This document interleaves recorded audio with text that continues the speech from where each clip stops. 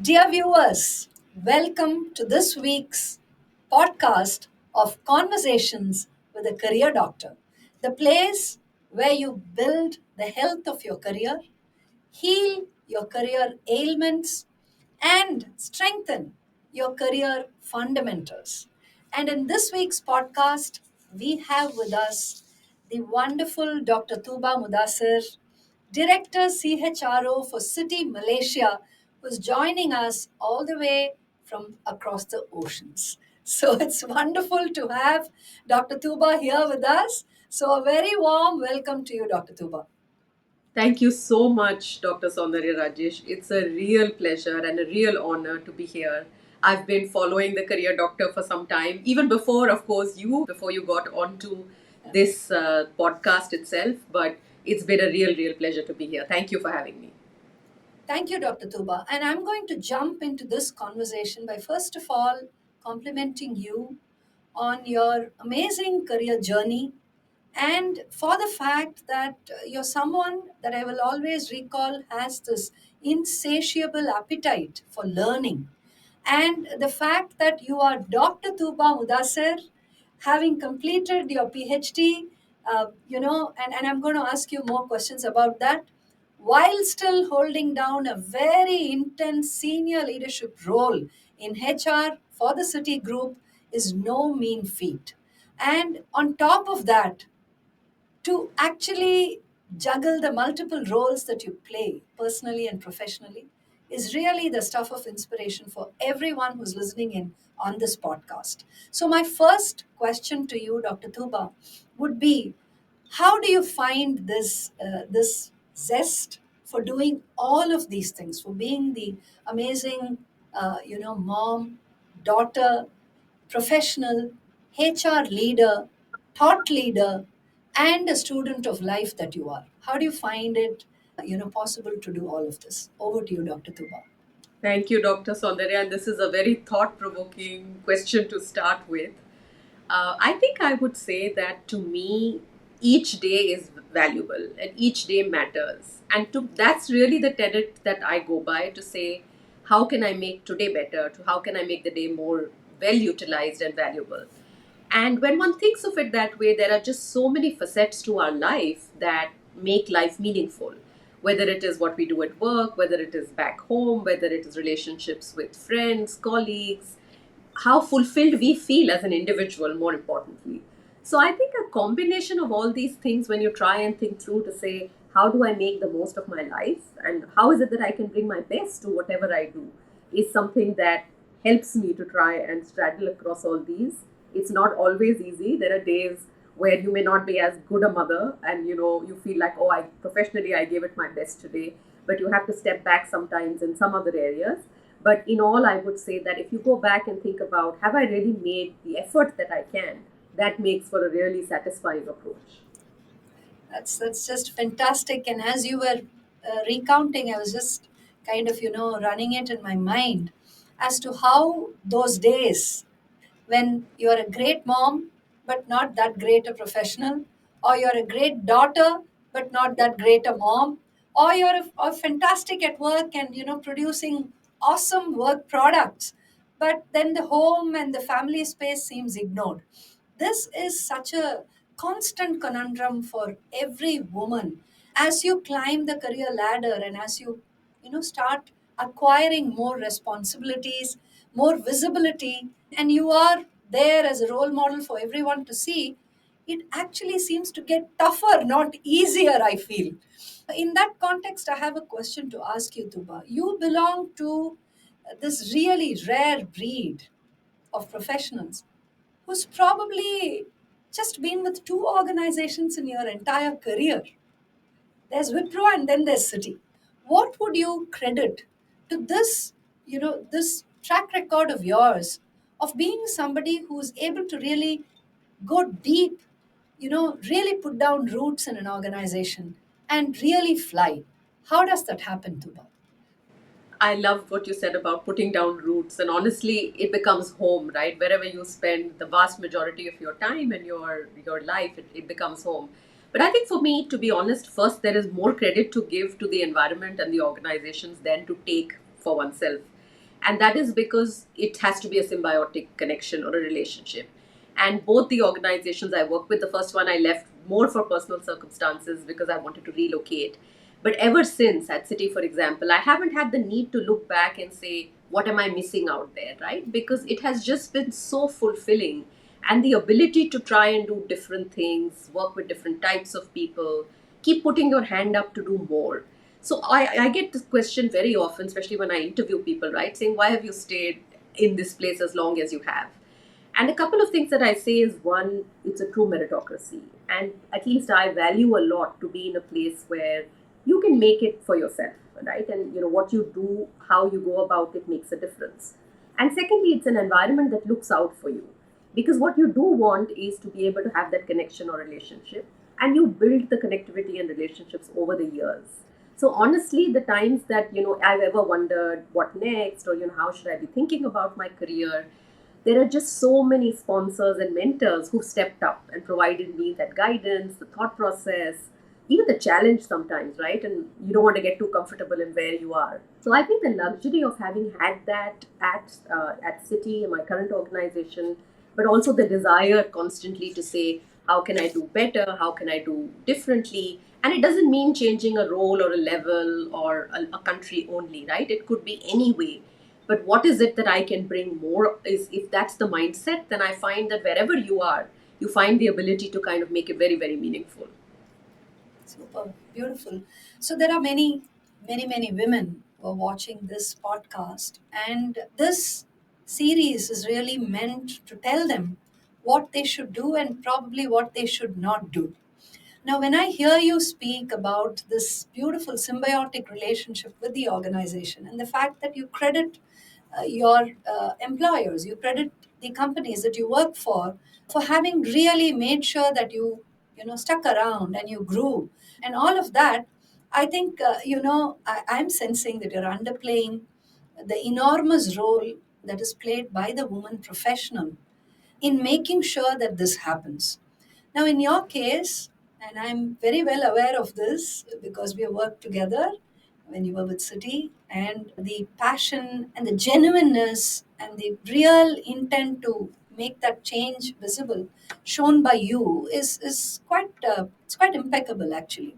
And for women who sometimes are in that space where they feel that the whole world is conspiring against them, that they haven't got the right mentor, or the company is not giving them the right policy, or things are not going the right way for them, what do we tell those women and what can you tell them basis your own rich experience? I mean, I'm sure this would have been thoughts in your mind at some point of time, but how did you counter the thought? How did you come back refreshed, re-energized? How did that happen, Dr. Duba? There have been very many moments of reflection, right? And I will say challenging ones, tough ones, where you question, saying, am I trying to do too many things at once? Sometimes the worry that being in so many places, doing so many different types of things, am I doing justice, right, to each role? There's no right or wrong answer, but there is always that question that one has. For example, if I'm pursuing a career full throttle, is there something more that I should have been doing back with my kids, as an example? But this is endless. That debate in our heads, right, will always, always go on. The way I see it, one is to say, just be present wherever you are. And that is just so important, because one of the biggest dilemmas I see for working women is this constant feeling of being torn, constant guilt that people experience to say, when you're at work, you're thinking about home. When you're at home, you're thinking about work. Then you're thinking about all the social engagements you should be doing, the people you need to invite over, taking care of, elders in the family. There's just so many types of things. And then your own well being, right? Ensuring that you're making enough time for your own health, for your own well being, emotional, mental, etc. So this conundrum is not going to end. The first I feel, and so important, more so for women, is to ask for the help or the support that they need, right? I think we underestimate. Nobody gets where they are by doing everything by themselves or doing it alone. It truly takes a village, like the saying goes. But it is a question of, are you asking the village for what support you need, right? Because you have to be very, very clear about the help that you require, the support that you need. And sometimes it may not be help, it may just be your ecosystem stepping up to what they are supposed to do, because you can't always kind of be making up for the ecosystem as well. So that's one thing which is very important. The second is to have a very clear vision of what makes you happy, because ultimately, all of everything that we do, there is this desire for fulfillment, to be happy, right? And what you do, if it doesn't make you happy, then again you're constantly feeling, should I be here or should I be doing something else? So have for yourself, and that should be your personal vision. It can't be what the world expects of you, what society expects of you, what your organization expects with you. Of course you align your actions to those as well, but it's very important to have a personal vision statement, if you will, or really what is it that motivates me? Why do I, come and do what I do every day? So that's the third thing that I want to say, which is keeping the perspective. It's so easy to get worked up, to sweat the small stuff sometimes, because you have a desire to do everything well. But that desire to do everything well cannot come in the way of, being constantly torn and worried about, oh, I could have gotten this slightly better than what I did. No, you did your best. It's good to reflect, it's good to take lessons away, but it's also very, very important to say, this is where I draw a line. So I think a combination of these things so far have worked for me. You never always have the right answer. There are days where you feel like none of this works, but for most part so far I've tried it and it works. It's beautiful. I'm really hoping that all our viewers are taking away amazing nuggets of wisdom from this, including, asking the ecosystem to step up where it's required, knowing what to ask the village, when you're setting out your expectations with them, and also keeping it in perspective, knowing what happiness actually looks like for you, knowing what success looks like for you, knowing what fulfillment looks like for you. These are amazing points, Tuba. A large demographic of Indian women who are in the workplace today, they are the folks who are, millennials, which means typically they are in the childbearing, child rearing stage. Now, it's here that the career intentionality that you and I have spoken a lot about, that kind of really comes in. Now, I find, and we find at Avatar, and research tells us that this is so, that a lot of women at this stage somehow are not able to garner the staying power. And they feel that, is this really worth it? And here's the sad part, Dr. Tuba, in which I really feel bad to state, in their vision of happiness and so on, amidst all the push and pull, what tends to give is their career. Their career aspirations are the ones that they finally say, hey, this is in my control, this is my desire, let me dump it. Probably I will look at everything else which works for the family, works for the children, works for the husband, works for the overall setup. But here's my desire, the thing that I want out of life, which is a career, being financially independent, wanting to do the things I want to do. And you know what?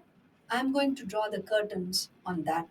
And when we hear more and more stories of that, Dr. Duba, that really makes us feel bad. So, what are your thoughts about this, and what should women do at that stage in order to remain career intentional and probably not take that, drastic step of just abandoning their careers? No, I can fully relate to what you're saying. One sees it, I've experienced it for myself. I've seen so many young women go through it. And if there is one thing that I feel really makes a difference, it is the asking for support. And I'll share, my own personal example, right? At the point when I had my first child was also the time when I lost my mother. It was a very, very hard personal time for me, and literally a month apart, right? And it was just something I was struggling to deal with. Now, for me as well, it was not just a question of stepping up for my child, of course, but also just my role as a family member, as a daughter, right? It was very important at that stage. And I was really in a dilemma. How do I deal with this? What should I do? And I got through my maternity leave. I was myself very unwell as well. So I got through my maternity leave, but I got to this point where I said, look, maybe I should just take a break, step back, and not, not try to do everything all at once, right? And maybe that sometimes for some people is the right thing to do. But what I did do was have that conversation with some people that I really trusted within the organization. And what I found incredibly amazing is the kinds of solutions people were willing to offer. That was a time when remote working was not so prevalent. But Yeah. I was told that, look, why aren't you taking an option to work remotely? We'll find a role that, is suited to that nature of job. So that's the part of symbiotic relationship, right? And the organization really steps up because you've been there, you've built a relationship, you have mentors in the organization. But I wouldn't have been able to tide that situation through. Now the beauty of it was that I did get that flexibility, and it just was massively helpful. It worked beautifully for a year, and then I started to feel this guilt of, oh, am I asking too much of the organization, right? Oh, And that came to me, again as an instance to say, okay, this is work. When you're still doing it well, is a good time to gracefully go, because I'll find myself somewhere where I needed to be in that location. You don't want to push your luck, right? And at that point, actually, a mentor from the business stepped up and he told me, and that's the importance of male allies as well, right, in organizations, is sometimes the female perspective may look at things only one way. And he told me that, why are you apologetic for what you need? Because your work speaks for itself, right? And the organization is not telling you it's a problem. So why do you feel guilty about it? So I said, look, I don't want to be an outlier. I don't want to be in a situation where I'm taking something which is a bit of an exception.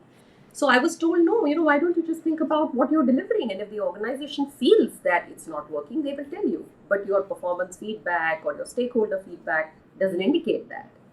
So again, I think that was another instance where it felt that being open to listening, being open to recommendations from other people, because you lose perspective. It's not possible to kind of just keep perspective, looking at things your own way. And again, I would say that was a bit of a milestone for me because I really sort of changed the perspective of how I'm approaching things. So I find now that I'm a lot more able to ask for what I need, and equally, be very clear that you have to deliver back. It has to work out equally for your environment, for the organization, for family members, for whoever else may be involved. But you really don't gain anything if you don't go out and make the ask. So I would say that be clear, and then the learning was be unapologetic about it, right? Again, because if you're going to do it in a way in which you're guilty or torn, then again, it doesn't help you in the long run. So when women are at this juncture where they say, should I give it up? I think always think back to say, first, can I get all the help that I need? If you've yeah. exhausted those options, and there are instances where maybe people will exhaust options, it will not work. Then to think about, okay, I might need to ramp off for some time, but what do I need to get back, right? To constantly stay focused on this is my ambition, my goal, my desire to get back, let's say, in doing whatever you want to do. So it's very important to have a vision, not to say, oh, I'll figure out 5 years later when the children are older. It's not so easy 5 years later, right? As we know, so many other things change. So those are some of the things that come to my mind. Fabulous, fabulous. And as you were recounting all of the points and the importance of asking, the importance of clarifying your expectations, the importance of crowdsourcing ideas, 360-degree sources that can actually come in and, really give you all of the empowerment and suggestions, and probably just it's like an ideas marketplace. You have to be vulnerable enough for that, of course. It can't be that you assume that you know all the answers, because then you're shutting up all of those avenues of really learning. And speaking of learning, I want to ask you about your PhD journey, Dr. Tuba. I must share that the moment that you came here, visited the Avatar office in Chennai, made that trip all the way to come and see the Avatar office and me, and share the news of your forthcoming doctorate. I can't tell you how proud and happy that made me feel, because it is very, very important for women to pursue whatever mechanism and method they can of upskilling. And I think the PhD is a great way to do it. I constantly keep evangelizing, my own colleagues and some other mentees of mine to say, please just do a PhD. You don't know, how much it changes your perspective. So, Dr. Tuba, can you tell us how the transition, the idea of from Tuba to Dr. Tuba happened? Over to you. Thank you. I'm not sure I can take credit for the idea. Both my parents are PhDs, and my mother, would Wow. always hold that bar for me to say, look, you've done your MBA, that's great, but go out and continue to learn. Basically, do a P, and that was the logical next thing to do was a PhD. And given that, I'd made that promise, it's a value I hold dear. So I said, look, I have to pursue this, come what may. It took me 7 years. It wasn't easy. I had all these milestones, personal milestones, became a mother in that duration. So there were many times where I wondered, is it worth it? How do I really push through? But that's when, for example, meeting people like you makes a difference, right? Because you always just want to look around and draw inspiration from people who've persisted and, who've really stuck through what they wanted to do. Wasn't an easy journey, but again, I think relying on lots of people, getting the help you need, but also just digging in deep. I think a massive amount of discipline is needed, and there are sacrifices to be made when you want to pursue something like that. So there are trade offs. It's not something one can do lightly. But once you really make up your mind that no, this is worthwhile and it's worthwhile for myself, not because of any other reason, I think that process becomes simpler and the path becomes a bit clearer. And I always say, I did my PhD in talent management and in gender diversity. They're both subjects I'm deeply passionate about. But I learned possibly more about myself having done the PhD than my subject. So of course there were lots of learnings and takeaways, but great determination, staying the course, resilience, asking for help, and even challenging. Right? There are not too many people who were at that point pursuing the PhD who were coming from corporate backgrounds. So, having been away from the academic background for a while, to sort of rethink the framework, but also to challenge whether it's your, professors or your guides to say, how can I think about this? How can I make it more practical?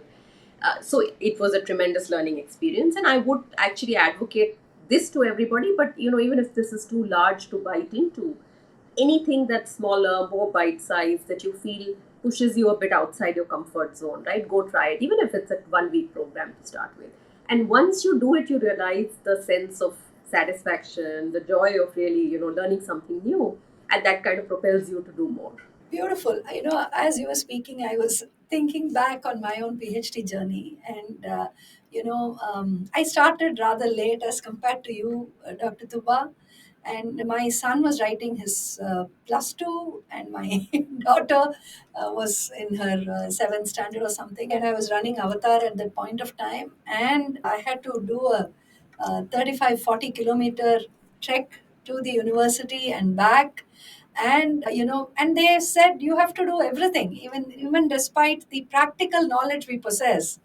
The good in universities, they always tell you that you better write your exams, you better do the classroom work, you better do every piece of research there is. And yes, and I loved what you said about how you learned more about yourself than about the topic of dissertation during the process of PhD. Truer words cannot be spoken. Absolutely right. It really tells you what you're capable of. It reveals your mettle to you, I would say. Now, I have a follow up question.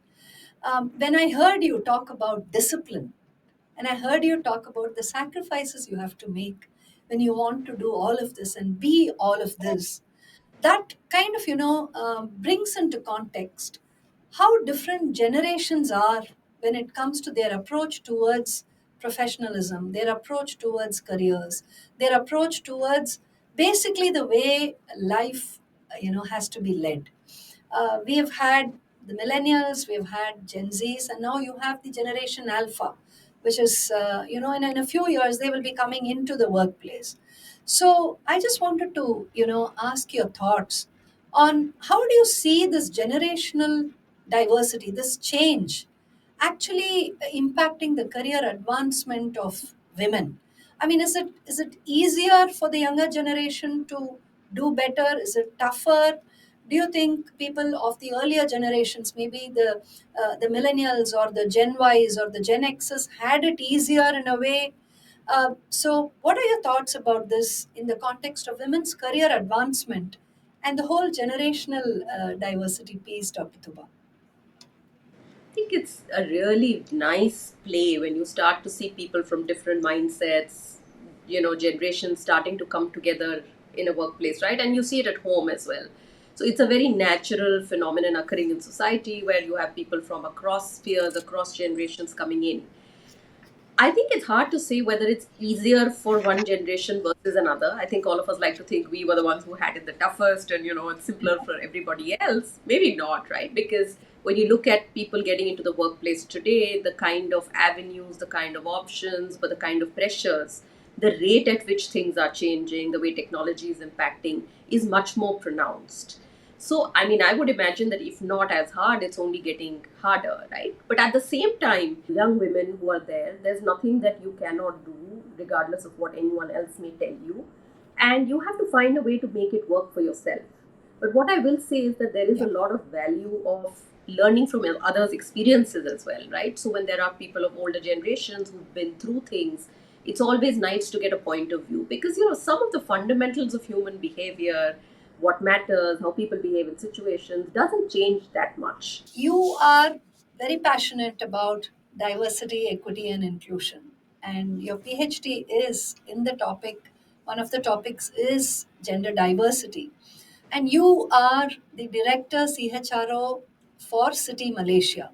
So, can you tell us what do you think organizations can do to make sure that this, the different challenges which each cohort, each generational cohort really faces, and therefore their inability or their the kind of toughness that they face when it comes to engaging with their career to make sure that it's kind of equitable for all. What do you think organizations can do more or can do, more intentionally? There is a host of things that organizations can do, and I think they play a very pivotal role. I can say my career, for example, has been shaped by the experiences I've had at my organization. So there are a host of things that can be done. It's also a question of, when I look at, let's just take very specifically women in the workplace, what can you do to ensure you firstly bring more women in, right? But more importantly, once you have brought them in, what do you do to retain? Because that's where the life stages hit out, personal circumstances come in, you grow in your career, you aspire to do more. And which is where creating an inclusive work environment becomes hugely critical. Take example of a few things that we do very nicely at Citi. So when we look at the hiring space, right, for example, ensuring that you have diverse slates. Every slate that you interview for has women representation on it, or ensuring that the interviewers are diverse themselves, right? So we do have guidelines around diverse interview panels. The other thing that we do is, look at gender pay parity. Again, a very, very critical area to say that are you paying, regardless of gender, at the right level for the role that a person brings? So we do very, very clear efforts around gender pay parity, and we in fact do corrections where there might be a need to ensure that it's a completely level playing field. The other thing is really the work environment. And are your policies, are your processes, whether it's performance management, whether it is your succession planning processes, are they all geared towards looking at is there healthy and equal representation? And more importantly, what do you need to do to improve that representation as you go, especially up the career ladder, right? So there are many, many things like dedicated development programs, mentors, sponsors, providing people with that, but also more importantly, allyship, right? So tapping on unconscious biases, creating a cohort of male allies in the workplace, finding avenues for women to support women. So we've experienced, and I've seen very, very clear outcomes in my role, in the diversity lead in India. Back when, I was also doing my PhD, it was coming together. I could see it happening live in practice as well. It is really that as an organization, if you are truly intentional and you really want to do something about it, there is just so many avenues to be able to actually implement, and the results are very, very visible. They are visible in your representation, the results are visible in the retention levels of women. More importantly, you can sense it in the manner in which the conversations that you have with women talent about what's working for them in the workplace. So I do think as corporates, all of us need to be far more intentional. As much as we tell women to be intentional about their careers, it's important for us to be intentional about is it a level playing field and what more we can do to continue to help women advance in the workplace. Super, super. We are almost nearing the end of our podcast, and I'm going to ask you, Dr. Tuba, you are a role model for women, all women who are aspiring to leadership, for all women who really want to do it all and really lead an enriched life. I'm just going to ask you this. What are your top three strategies that women can pursue to lead a very powerful career, which kind of takes them to the next step at every given point of time? So a constantly upwardly mobile career for women to pursue, what would your top three strategies be? Certainly. And I've spoken about these before, but the first I would say is have a plan and have a vision. You cannot aimlessly go about, day by day. You just have to have a bigger picture that you are pursuing. That's very important. The second thing is keep learning. The world is changing around us, the environment is changing. We cannot be stagnant. So it is hugely important to continue to be focused on upgrading oneself in different ways. It doesn't have to be only through programs, education, etc., but constantly keep learning. And the third is ask for help. You cannot do this alone. You're not meant to do this alone, right? The whole world kind of comes together to be able to help people, help one another. So it's very important that you seek the support that you require. Super beautiful. Now we are in my most favorite segment over here in the of the podcast, which is the rapid fire round. So I have a few questions that I'm going to ask you, and I need you to just spontaneously reply on these, Dr. Tuba. One thing you wish you knew as a 20-year-old. The power of asking for what you want. Yeah, yeah, absolutely. And you have been emphasizing that at every opportunity. I think that's really your message to women, who are listening on to this podcast and who are our viewers.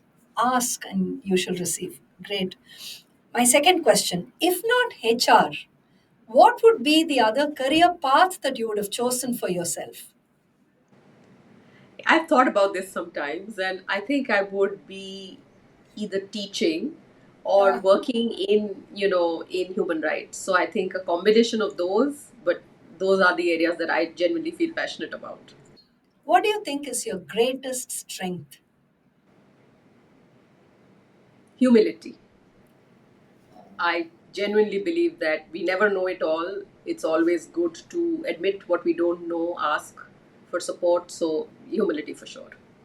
Fabulous. Fantastic. If you could solve one global issue, what would that be? Ah, it's a hard one. There are so many important aspects, but I think it is a question of equal opportunity. And equal opportunity plays out in so many ways: access to education, access to food, access to basic human rights. So the world would be a very, very different place if opportunities were more level. If everybody had a go. We come from so much of privilege. It's easy to lose sight of how hard it is for people to get to where they are. So just equality of opportunity in very many different ways is something that I would really wish for. Now I know why you would have chosen human rights as one possible career option. Great. So, final question in the rapid fire round, your role model and why?